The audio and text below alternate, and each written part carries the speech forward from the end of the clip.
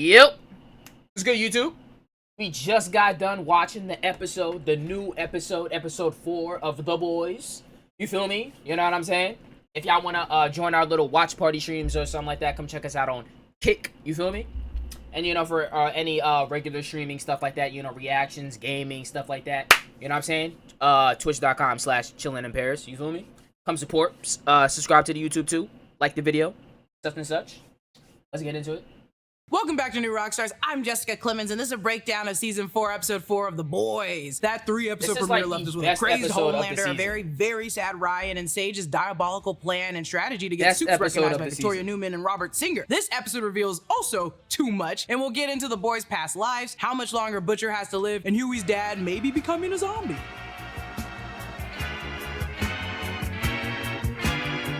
But before we get into that showdown, a quick reminder to check out nerdride.shop, where you can always find All right.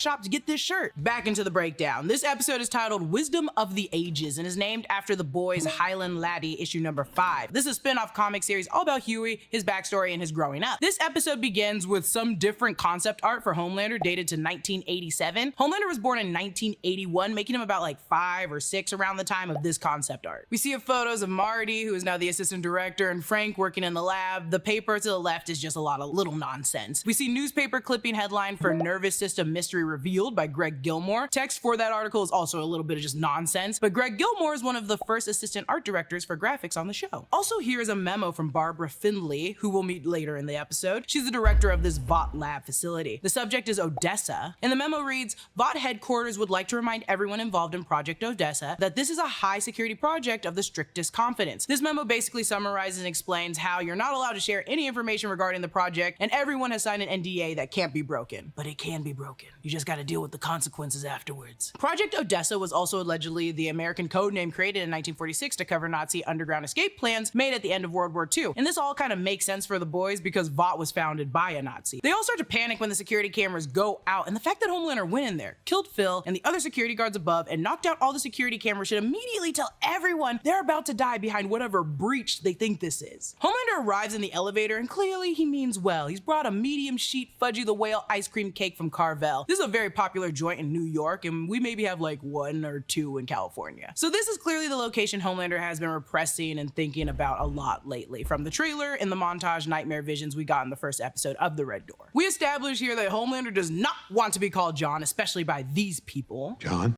What was the room like a isolation chamber? Like confinement?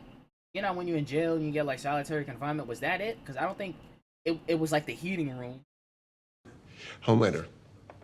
In a photo with young Homelander, we see a young Barbara, who is the woman we saw from behind leading young Homelander to the Red Door in Homelander's Nightmare in episode 1. There's also a young Marty, Frank, and a third person. Maybe this is a young Vogelbaum that helped created Homelander. Newman exploded his head in season 2 just before he testified in front of Congress. Butcher's murderous worm travels up his spine, causing him to collapse and hit his face on the faucet of the shower, and this scene is brutal. The scream I scrumped at this scene. So Huey Sr. is essentially brain dead, and before you can even guess it, it's pretty obvious Huey's gonna give his dad Compound V. Initially at the beginning, we read an article by Greg Gilmore titled Nervous System Mystery Revealed. And I'm no doctor, but when you're brain dead, it's the loss of all brain functions, right? Correct? Okay, perfect. The nervous system sends messages between your brain and your body, so why would that lab worker and Vought have that article just strung up in front of everything? Probably because the nervous system mystery lies in Vought medicine repairing it, hence it'll cure someone that's brain dead, which is why Huey's gonna be gunning for that Compound V. However, this is all dangerous because from the trailer footage, we saw someone in a hospital gown trailing blood behind them, and I think this is probably Huey Sr. because there's complications behind giving someone who's dead Compound V. In the comics, Lamplighter, along with Blarney,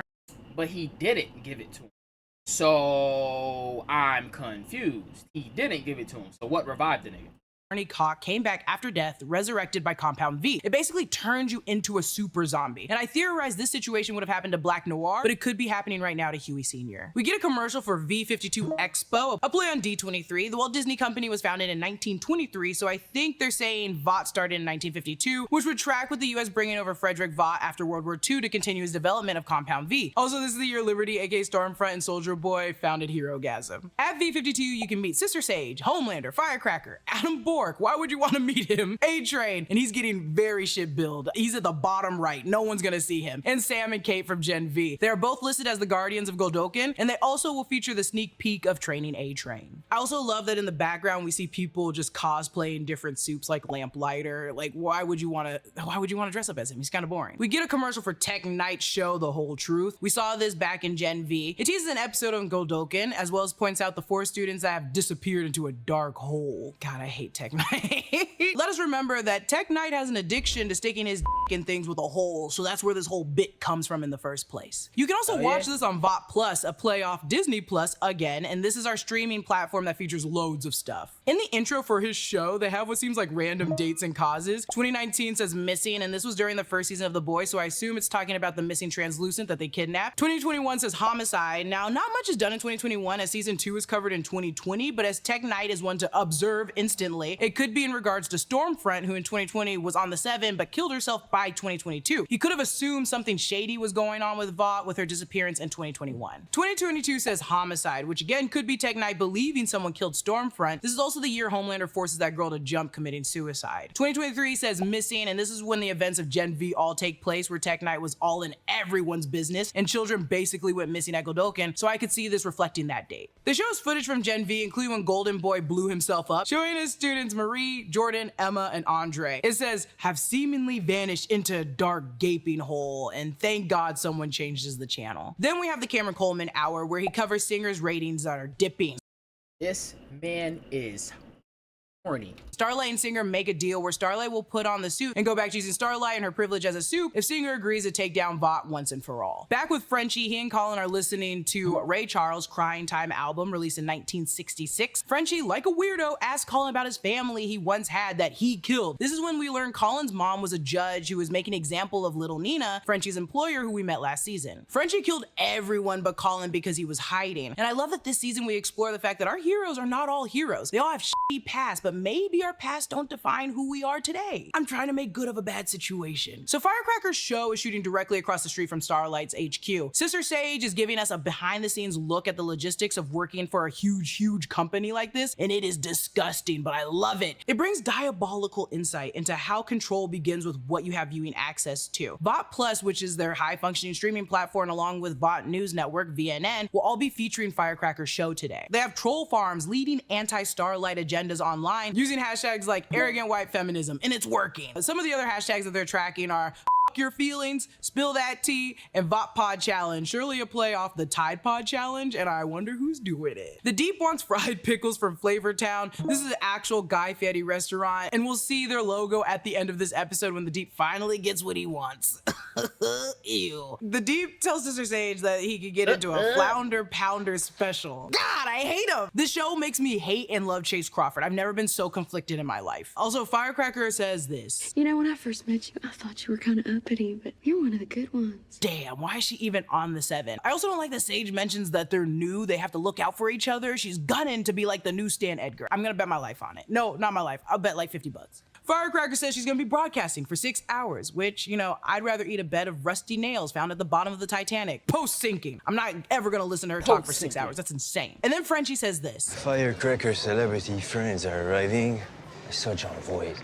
John Voight is, of course, a piece of shit who supports Trump, and they're probably making fun of the fact that celebs that support him aren't really celebs, just washed up nobodies. Speaking of nobodies, Firecracker mentions later that Kanye West would also be appearing on the show, and as we know, Kanye has become one of the most problematic celebrities within the last, honestly, 5 years, and has openly supported Donald Trump as well. Mother's Milk is wearing a Big Pun shirt. He was a rapper who died in 2000, and I also love how immediately Butcher knows there's something fishy between Starlight and Firecracker, but of course she doesn't want it to get out what she's done, because that'd make her look like a horrible person. Back with this psychopath, Homelander starts fucking with Frank first, mentioning how he would put him in this oven room to test the temperature that young Homelander could tolerate, reminding us that no matter how awful Homelander is, these normal scientists help mold him into this monster. Homelander then reveals that even though his skin didn't char, it still really hurt, to the point that he would cry as his tears sizzled away, and this is truly heartbreaking, and this story is intercut with quick shots of the oven room from Homelander's memory. Frank says, I was just doing my job. similar to the I was just following orders or superior orders defense used most infamously at the Nuremberg trials of former Nazis following World War II. But a stark reminder that normal people can be driven to perform heinous acts when they think their responsibility is removed from them. Frank's hand on the glass before he dies is like some fucked up version of Lost, Not Penny's boat. We're now at a shipping yard, and Huey tricked Kimiko into assisting him as the muscle. Huey's wearing a shirt for the band. A-Train asks, where's the talking goatee with the gold chains? And Mother's Milk doesn't have a goatee this season, just a mustache. So what is he referring to? I don't know if this is production and the way that they shot, or they just didn't update the script, or maybe he did just recognize him as the man with the goatee forever. But I know that he saw him at that track, and he didn't have a goatee. So I'm flagging this because I need to know why he mentioned this. I know I spend a lot of time picking apart movies and TV shows, but I also spend a lot of time picking apart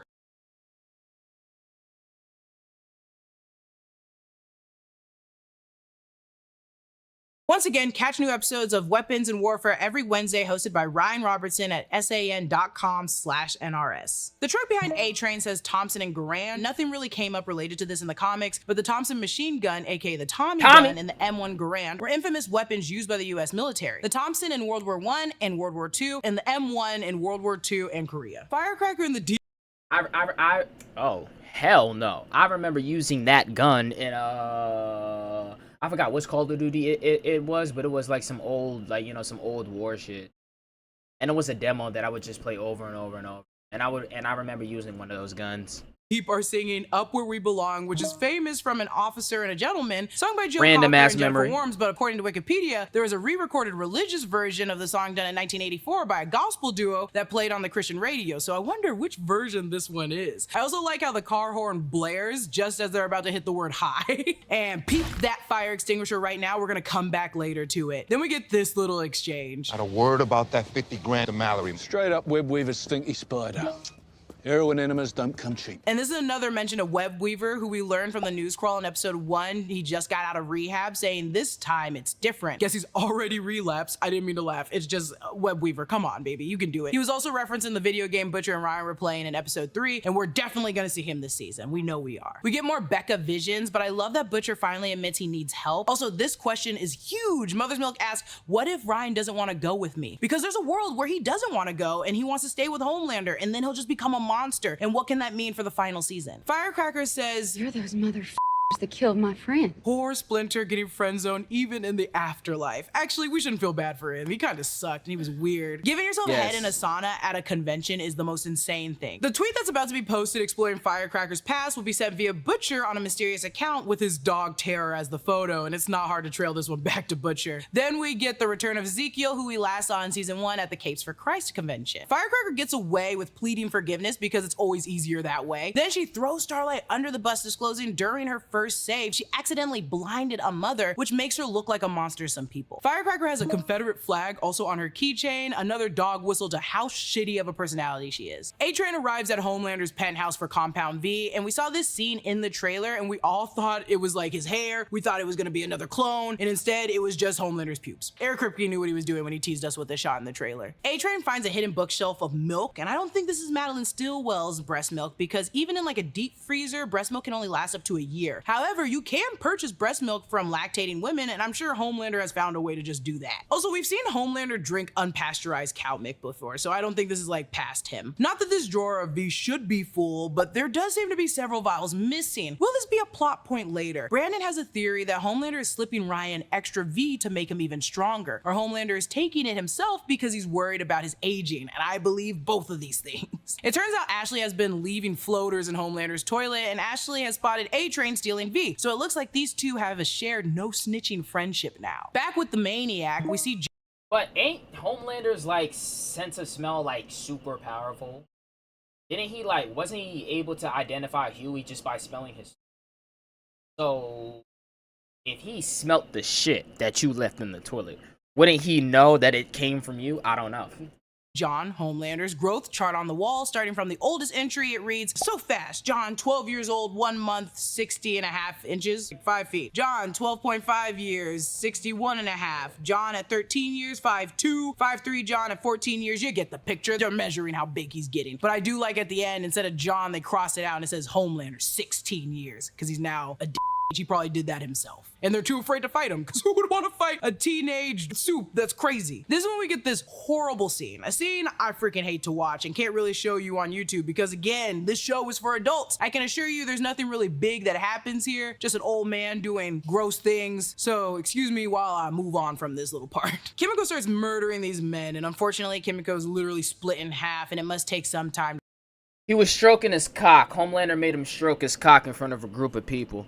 And then he lasered his cock off. Heal from that. Huey holds it down though on his own, going 1v1, and I'm very proud of him. But Huey always ends up covered in blood at least once in a season, and I think this is that one time. This is a pretty brutal in-your-face kill for Huey, who hasn't killed too many people in the run of the series compared to others, so this might add to his stress this season. So this whole season is about everyone's past sins. Frenchie killing the dude's family, Starlight blinding that woman and starting to rumor about Firecracker, and Kimiko and what she did here, luring the poor girl into the shining light. Inside Firecracker's trailer, we find a small bedazzled pistol purse. Tacky. Inside, Frenchie finds metoclopramide. Also, her name is Misty Tucker. According to Google, metoclopramide is used to treat symptoms of slow stomach emptying, gastroparesis, and patients with diabetes. It also can be used to treat nausea, vomiting, and heartburn, and relieve a feeling of fullness after meals and loss of appetite. This could imply that Firecracker is using this as a dietary supplement, or our girl's pregnant and is using it to relieve her morning sickness. Some have been known to use this as an anti-sickness medicine during pregnancy. It can also help increase the milk production in women. And I don't know if she start lactating that quickly, but she could be pregnant for Homelander, and she could be supplying him with the milk that we saw earlier, because remember, she said she would do anything for him. Firecracker discloses Starlight's medical records and reveals that she had an abortion, which is insane to reveal. And I can't say I hate them fighting, because I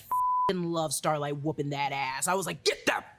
Sister Sage even said, how's uppity for that, cracker? I love that the ass whooping was planned. I wanted this, I liked it. My vote still goes to Starlight. They set up this fire extinguisher bit earlier in the episode. They linger on a shot of the fire extinguisher Butcher used to knock out the guard, showing it is full of liquid nitrogen. Usually fire extinguishers are full of carbon dioxide or a dry chemical like monoammonium phosphate or sodium bicarbonate to extinguish a fire. Sometimes there's some nitrogen in an extinguisher, but not usually liquid nitrogen, because that would be an overkill and probably dangerous for anyone using the extinguisher. Luckily, Mother's Milk can stop Starlight from killing Firecracker. But some comments on the Starlight ass whooping live stream from truthbomb.boy with 1.7 million people watching say, no, with a crying face emoji. Wow, Starlight kicked ass. So fake, staged, lost so much respect for her. Biggest truth bomb ever. Sold on that fight, yo. Back with Butcher and Ezekiel, it all goes dark. We hear a scream and Ezekiel is splattered all over the trailer. So now we can confidently tell me say about Ezekiel this. is officially dead right now. But who did it? Newman blows heads, not bodies, so we don't know yet. We learn that Barbara paid a runaway woman to carry Homelander to term, and Homelander killed her, lasering himself out of her stomach from the inside out, killing nurses and doctors in the room. Barbara breaks down his need for approval, let them cook up therapists that kept him obedient, psychologically f***ed this boy up since birth, and trained him to be a psychopath. Frenchie has a meltdown with Colin and finally reveals he's the one who killed his family by showing him his ankle. And honestly, more monstrous, he got Colin to fall in love with him after the fact. And that's horrible, and Colin acts appropriately. Back at Vought, Sage is being sweet on the deep. There's a Contour magazine with Maeve on the cover, and it must be a very old magazine. Sage then reveals what that metal cylinder tube was, and it's for her lobotomy. She tells Deep how everyone's brain grows until they're about 25, but hers never stops growing. Though she can die, if you stab her in the brain, it just grows back. And I love Chase Crawford as the Deep. It's a very complicated relationship between me. I think he's really good. I hate the Deep, but he's willing to do this for anal. While watching Kim Kardashian's sex tape. Who is he? Is someone gonna match my freak? Is someone gonna match my nasty? I got stamina. They say I'm an athlete. They are both weirdos. Honestly, they deserve each other at this point. I don't care. Match made I'm in not heaven. gonna sing Little it. fucking freaks. Then this cues two live Freaky crews ass face niggas. down, ass up. Cause what Freaky better ass song to niggas, play bro. when we're looking at Guy Fieri's restaurant signature? This Starlight scene makes me so sad. I started crying. My girl, it's none of their business but your own. You do what you need to do. It's your body, your choice. This scene was really hard to watch. I just want everybody to love Starlight. And if the episode couldn't get worse, Singer calls to cut ties with Starlight, and she's right. She's different in the public eye now, and it's gonna be hard to get everyone back. A-Train delivers the V to Huey, and Huey finally admits that they're on good terms. He no longer will be trapping A-Train into his messes. Then out of the shadows like Batman comes Butcher, who criticizes Huey for wanting to give V to his father, but reveals he took Compound V from Frenchie's stash 4 months ago. So this could have been residual powers or newfound powers Butcher got when it made Ezekiel explode in his trailer. We see the blue from the Compound V move up his father's tubing, and Huey Sr.'s eyes open. Back with the Psycho McGee, we see Okay, so, but I know Huey wasn't the one who did it. Or did he?